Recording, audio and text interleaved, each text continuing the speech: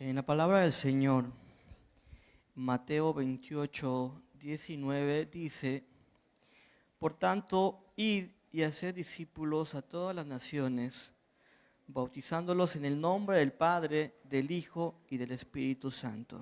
Palabra del Señor. Vamos a meditar en la palabra de nuestro Dios, así vamos a poner atención. Vamos a invitar a Cristian Mejía. Dios te use. Gracias, hermano.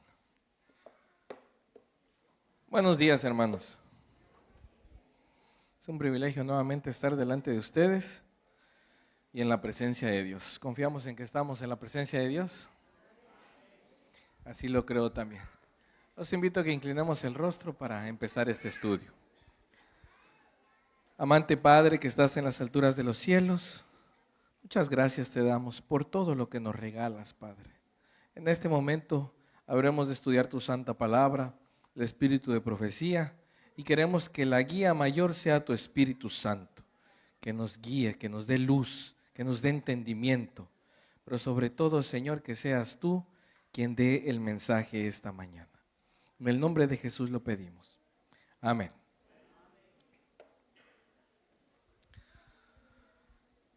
Hemos visto que el día de ayer empezaron las actividades del Ministerio Juvenil con los clubes.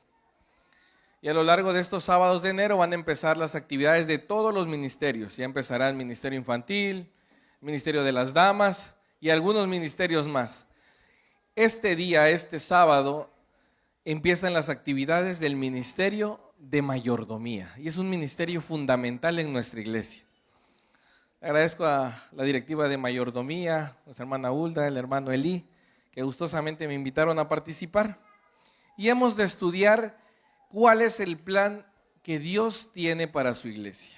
¿Qué dejó trazado el Señor para que nosotros podamos seguir de tal manera que podamos cumplir la misión que se nos ha encomendado?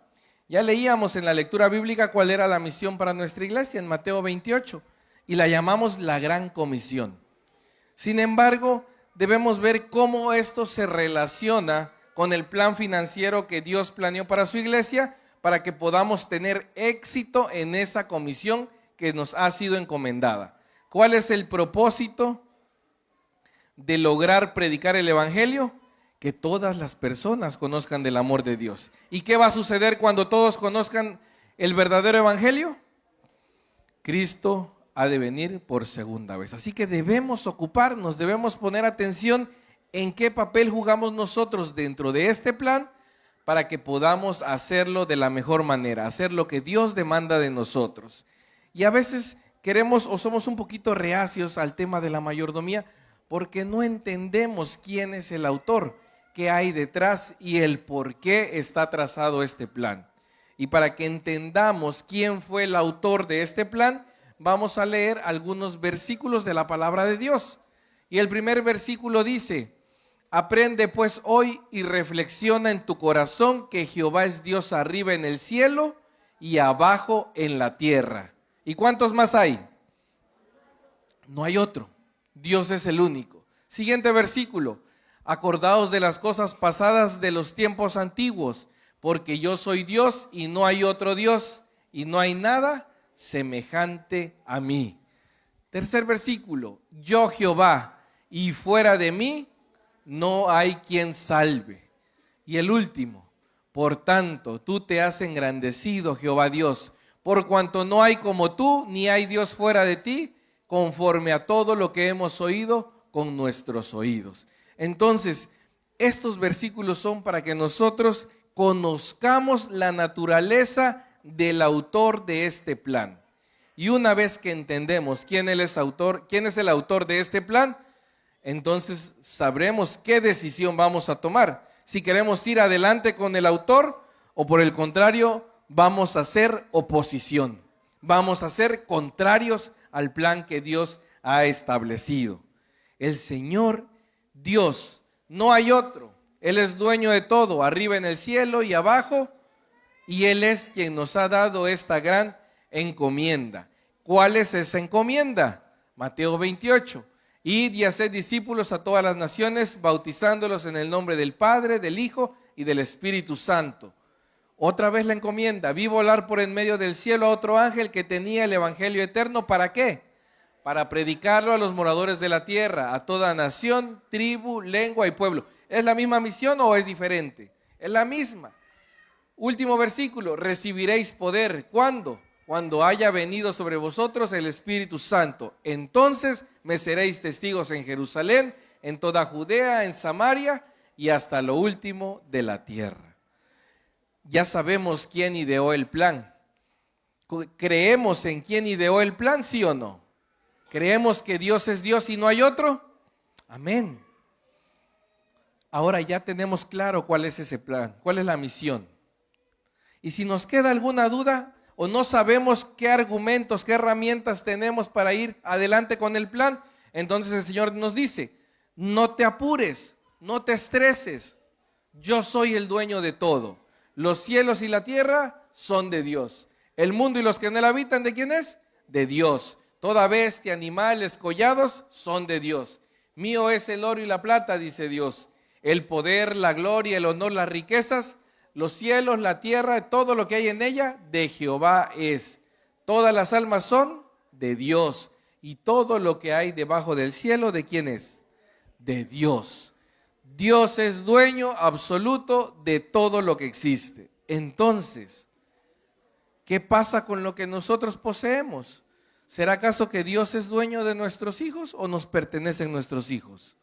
No nos pertenecen, son de Dios. Los tenemos como prestados. Dios ha permitido que nosotros los tengamos por un tiempo. ¿Nuestra pareja es nuestra o es de Dios? Es de Dios. El Señor nos dice en su palabra, maridos, amad a vuestras esposas así como ¿quién? Como Cristo ama a su iglesia, con mucho amor, con mucho cariño.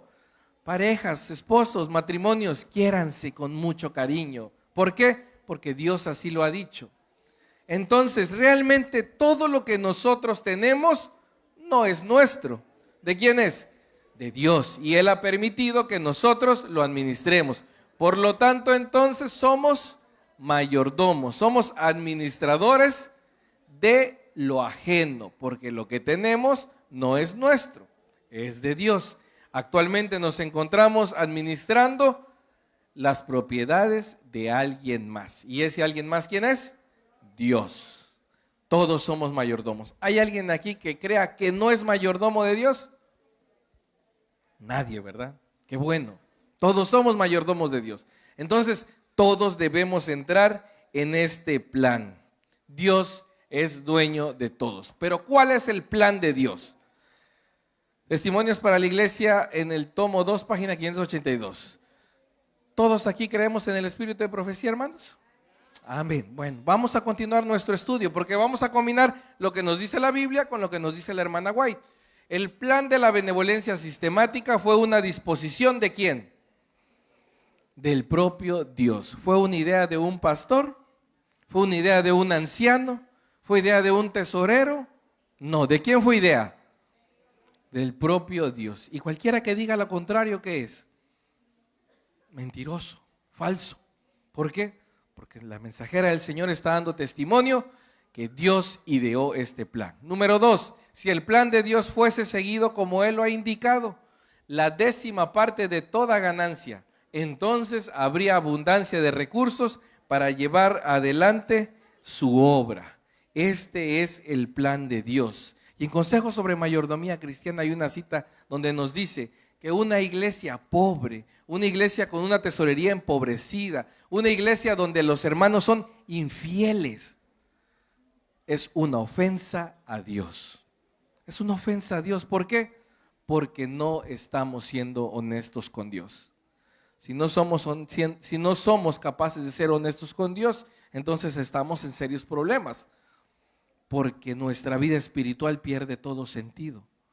Nosotros nos podemos engañar, pero a Dios no lo podemos engañar. Entonces, Dios es el autor de este plan.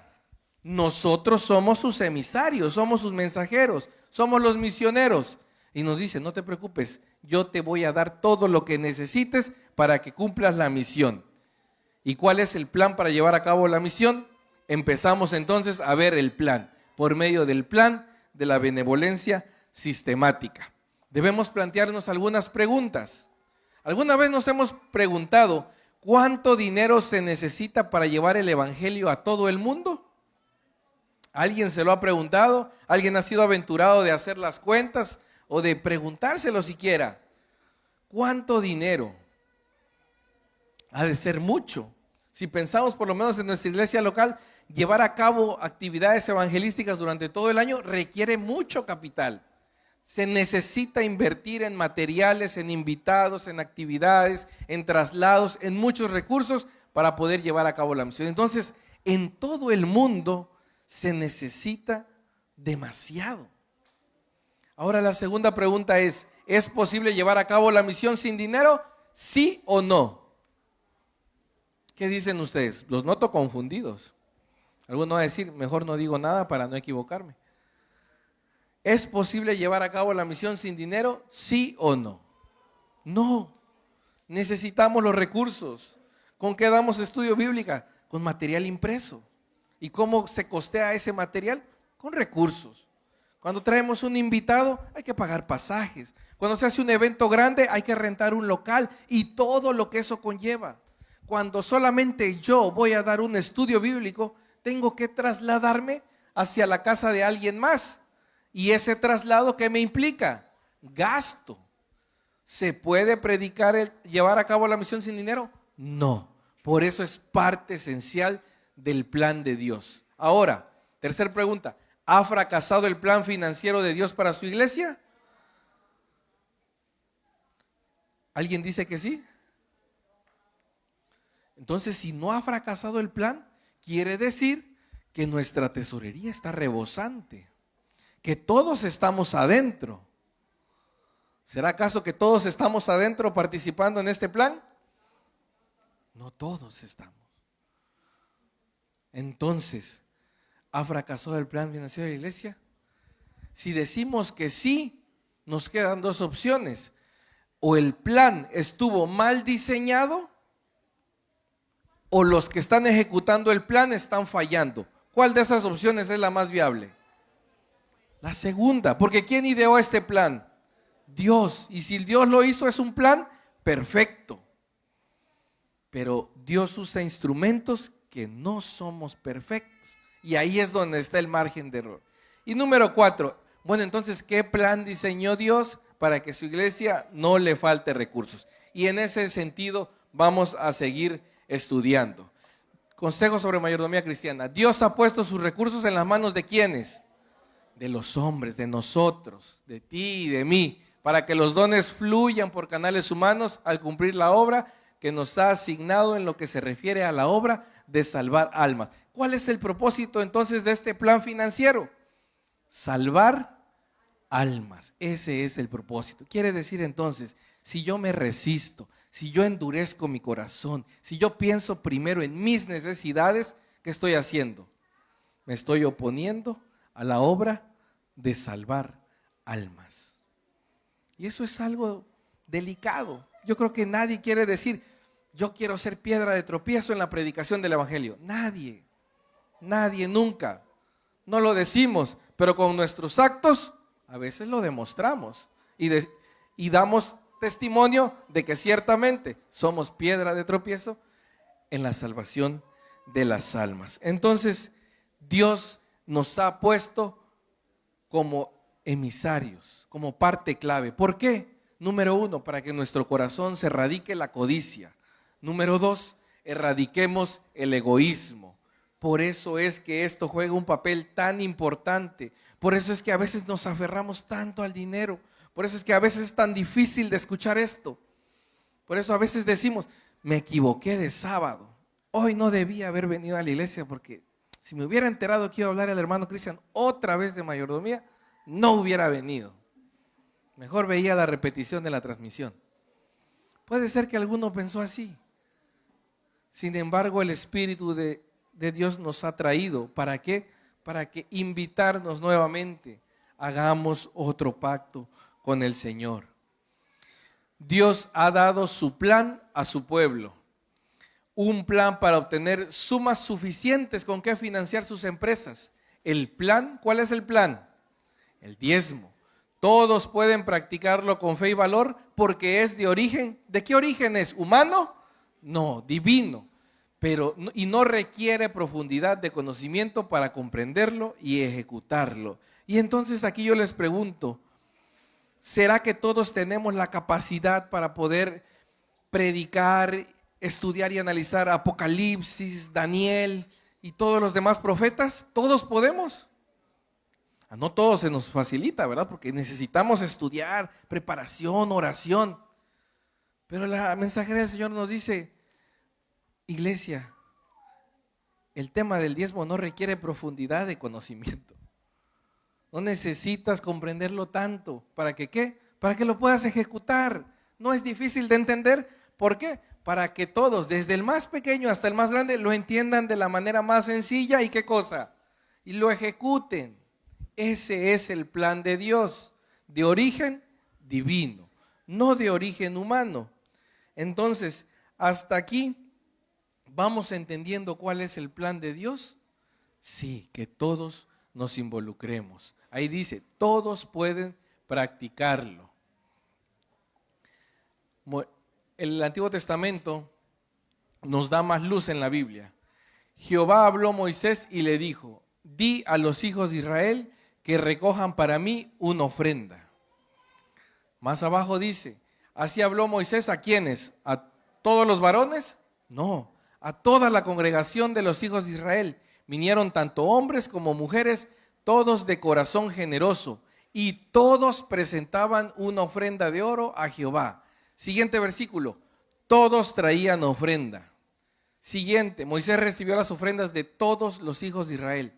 Dios dijo a Moisés, di a los hijos de Israel que traigan ofrenda a Jehová. Y entonces esta palabra de todos es abarcante, es incluyente y todos debemos sentirnos ahí. Sin embargo, a veces nosotros tratamos de interpretar a nuestra conveniencia. Y entonces decimos, es que no trabaja. Si no trabaja, pues no tiene un salario. Y entonces no debe diezmar ni ofrendar. ¿Pero qué dice la Biblia? ¿Solo los varones que tenían ganado diezmaban? ¿Solo los que sembraron trigo y otras semillas diezmaban? No, se presentaban las mujeres. ¿Acaso las mujeres iban al campo? Puede ser que alguna, pero en su mayoría no. Se quedaban en casa con los hijos. Sin embargo, la palabra de Dios dice, todos traían ofrendas. Todos los hijos de Israel. Esto quiere decir que la dadivosidad no tiene nada que ver con trabajos ni con sueldo.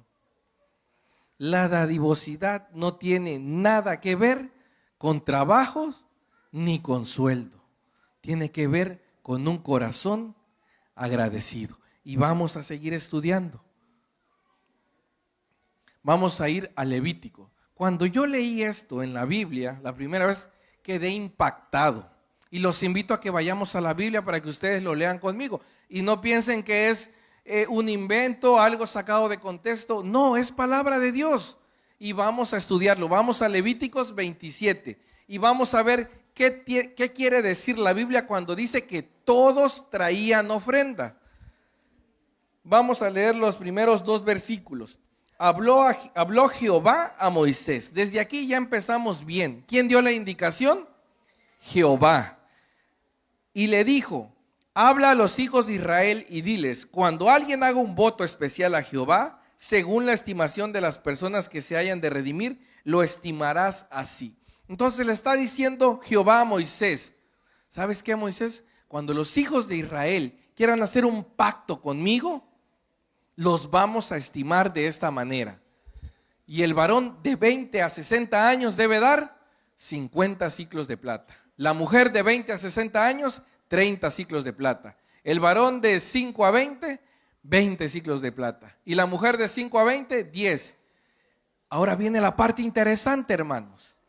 Niño de 1 mes a 5 años, ¿cuánto? 5 ciclos de plata. Yo les pregunto, ¿el niño de 1 mes trabaja? ¿El niño de 1 mes tiene un salario? ¿El niño de 5 años tiene un sueldo? Y entonces, ¿qué está diciendo el Señor? ¿Qué está diciendo Dios? Que no necesitamos tener un salario, un sueldo, un trabajo, para que podamos participar en el plan de dadivosidad. Y abajo viene a nuestros ancianos, los hombres 15 ciclos y las mujeres 10 ciclos. Todo conforme a la edad, conforme a sus capacidades, ¿sí o no? ¿O acaso al niño de un mes pide 80 ciclos? No, va conforme a su capacidad. Porque Dios es un Dios de amor y quiere que desde pequeño empecemos a entender esto, que los padres enseñen a sus hijos. Pero si los niños ven que su padre nunca participa, ¿en qué momento va a aprender el niño a ofrendar y a diezmar? ¿Cuándo va a aprender de fidelidad ese niño? Si el papá, justamente cuando van a pasar los diáconos, se sale al baño. ¿Cuándo va a aprender? Difícil, los niños aprenden por el ejemplo. Entonces, el principio aquí es que todos deben participar. Y el principio de esto lo encontramos en Primera de Crónicas 29:14. Y anótenlo por ahí en alguna esquinita de su lección de su Biblia o búsquenlo. Primera de Crónicas 29:14 dice: reconocemos que todo proviene de ti. Y como todo proviene de ti, entonces de lo recibido de tu mano, de eso te damos. Nuestra lección esta semana decía: nosotros le amamos a Él, ¿por qué? Porque Él nos amó primero. Antes que Dios nos pida algo, ¿qué hizo Dios? Ya nos dio, ya nos bendijo, ya nos sustentó.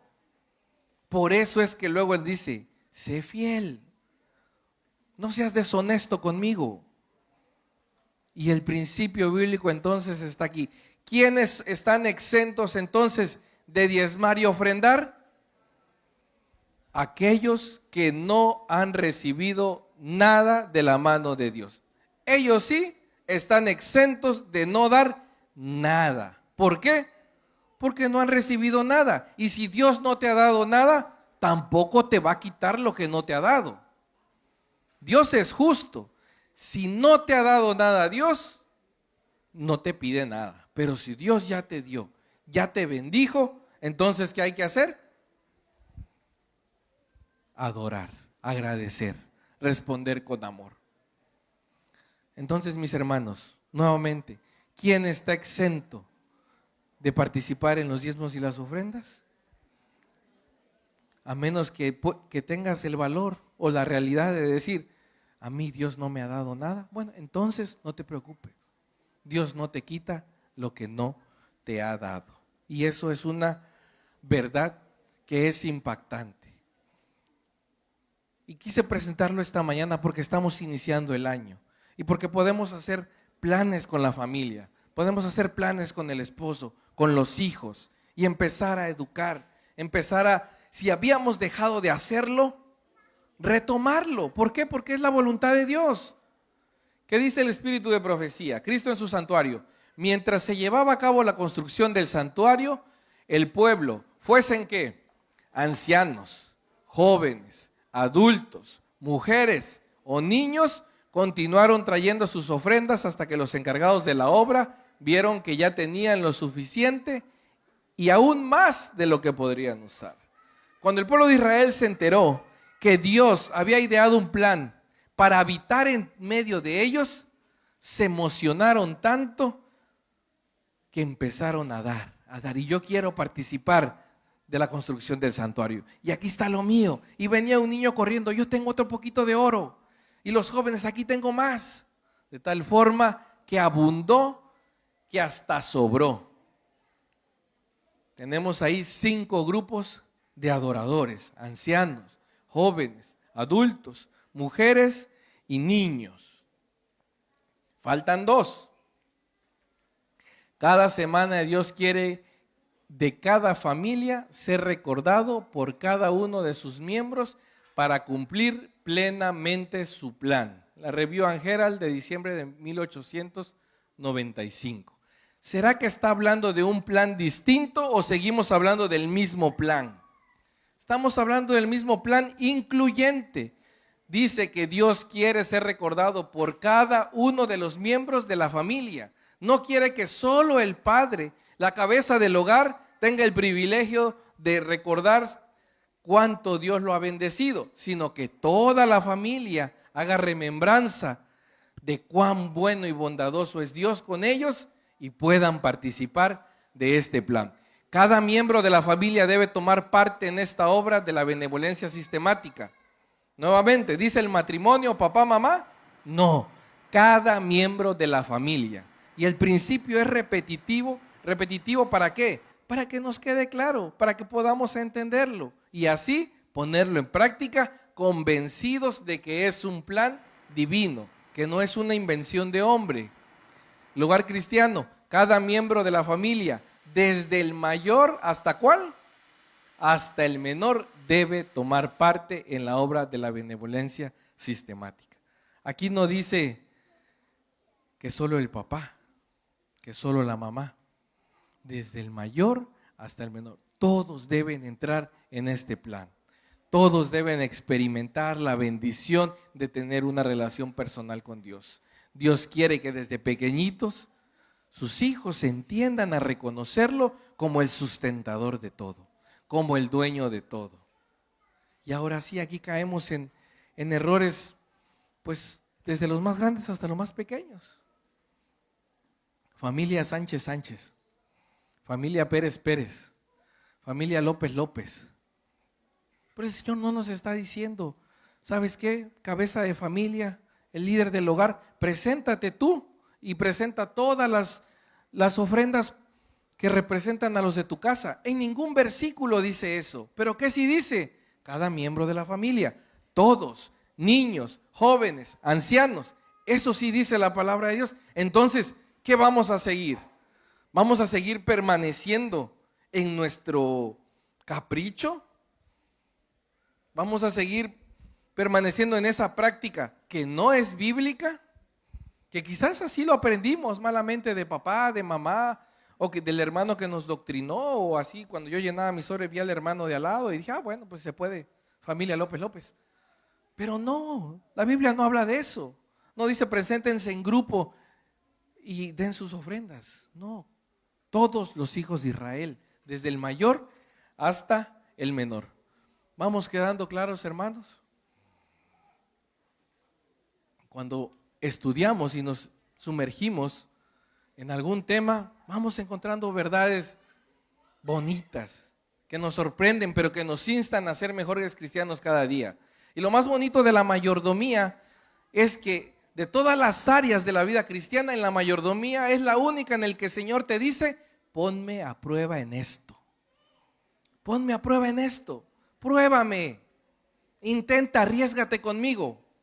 Es la única área donde el Señor nos dice así. Cada semana Dios quiere que cada familia sea recordado por cada uno de sus miembros para cumplir plenamente su plan. Y ahora encontramos los dos grupos que nos faltaban. Dejemos que los jóvenes, las señoritas y las niñas que no son dueños de propiedades también participen en el plan de la benevolencia sistemática. ¿Concuerda esto con todo lo que veníamos diciendo atrás, sí o no? Tiene sentido, y si tiene sentido es porque Dios así lo planeó. No importa que no seas terrateniente, que no tengas un negocio, eso no te limita. Y entonces completamos el grupo de 7 adoradores, niñas, niños, jóvenes, señoritas, mujeres, hombres y ancianos. Un grupo de 7. ¿Será coincidencia esto que 7 precisamente? No, es plan de Dios, es un plan divino, es algo que nos insta, que nos debe motivar a seguir adelante. ¿Para qué? Para cumplir la misión. A cada miembro de la iglesia debe enseñársele a ser fiel en cuanto a pagar honradamente el diezmo. Yo quiero pensar que aquí en la iglesia central hemos cumplido con esa parte. Constantemente se ha enseñado, se ha invitado y se ha instado. Y yo creo que aquí todos estamos conscientes de esta parte. Ahora, el decidir entrar en este plan, eso ya es decisión de cada adorador. Cada quien decide de qué lado quiere estar, a favor del plan de Dios o en contra del plan de Dios. Y si estamos en contra del plan de Dios, ¿en qué bando estamos? Ni lo quieren decir, ¿verdad? ¿Para qué lo mencionamos? Pero cada uno de nosotros hemos aprendido este principio. La responsabilidad económica de la iglesia no descansa sobre los hombros de ciertos hermanos pudientes o de los miembros responsables. Es un compromiso sagrado ¿de quiénes? De todos los miembros. Y muchos podrán decir, pues es que den ellos porque les gusta estar ahí en sus juntas, les gusta estar ahí participando, diciendo que ellos den. O tal hermano tiene bastante, que él dé, que él coopere. No, es responsabilidad de todos. La generosidad se requiere de todos, encumbrados, humildes, ricos, pobres, jóvenes, ancianos y niños. ¿Con qué fin? De devolver a Dios los réditos para que haya alimento en su casa. Entonces, hasta aquí, ¿vamos bien con el plan de Dios? Iglesia, ¿vamos bien con el plan de Dios?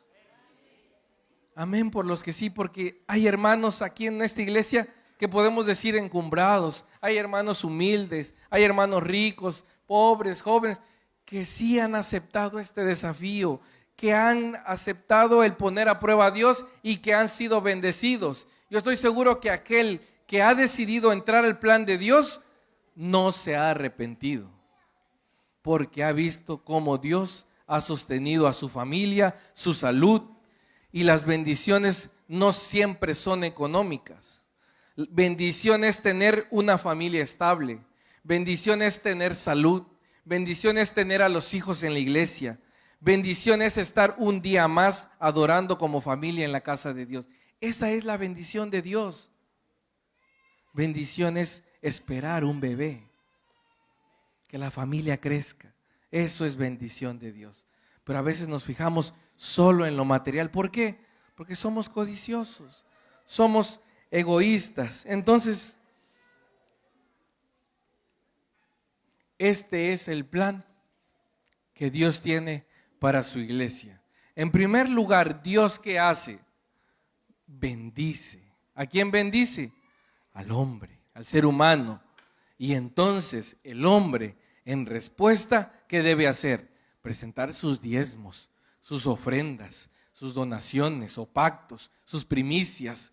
Debe dar adoración a Dios, amor a Dios, gratitud, fidelidad a Dios. Así es como funciona el plan de Dios. Este es el plan financiero de Dios para su iglesia.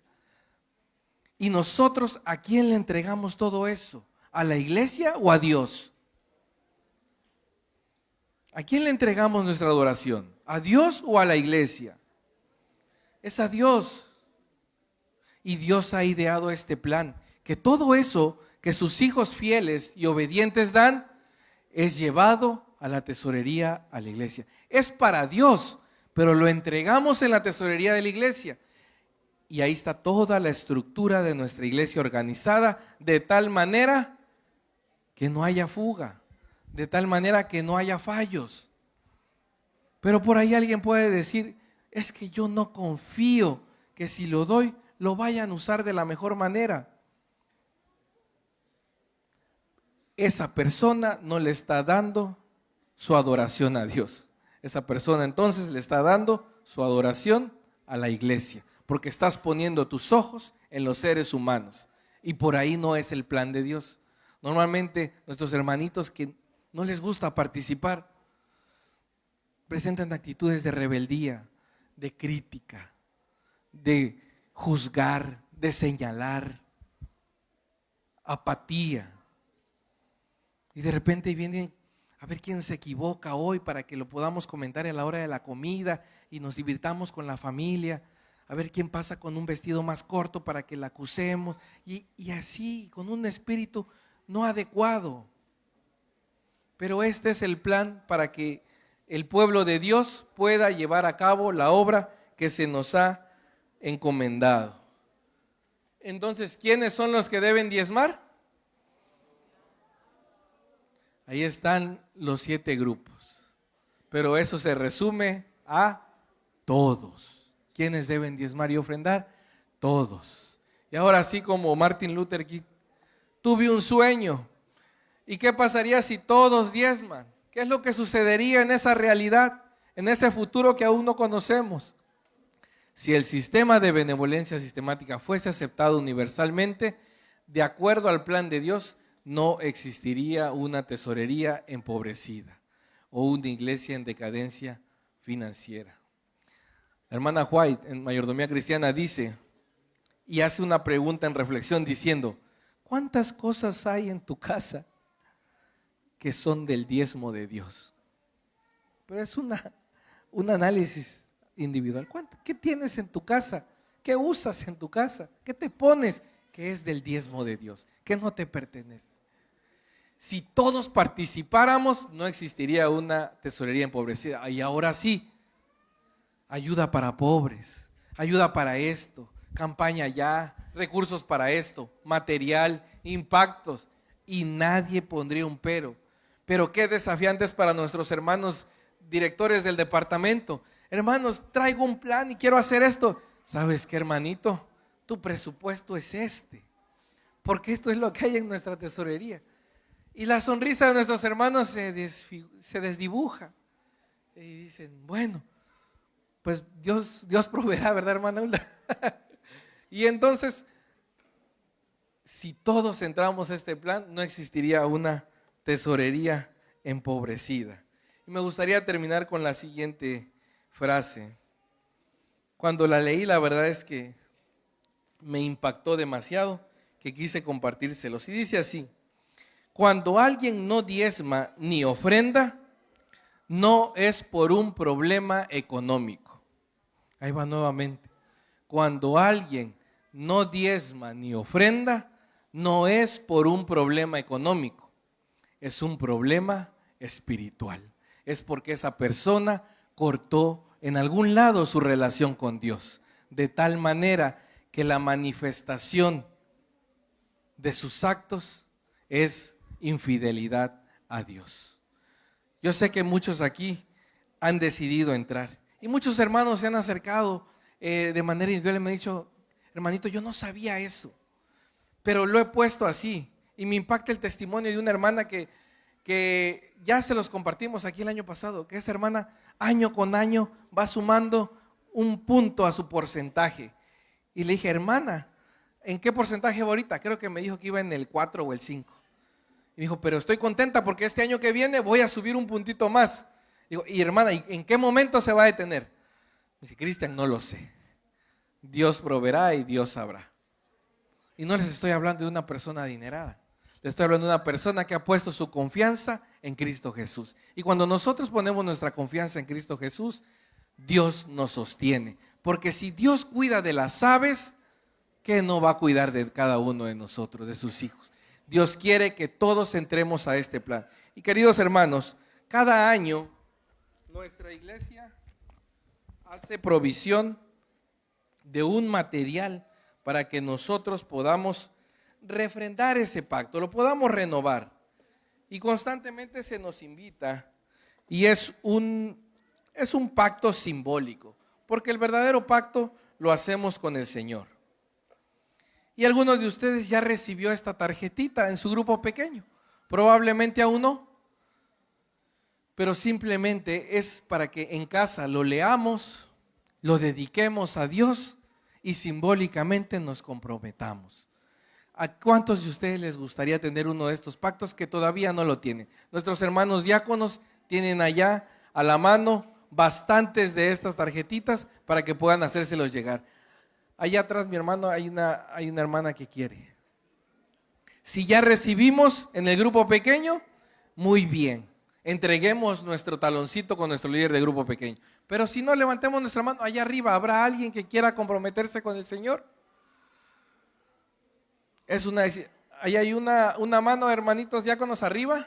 De este lado ya tenemos nuestra tarjetita. O alguien gusta, se lo podemos hacer llegar. Mano Pascual, en el Mezzanini 2 también.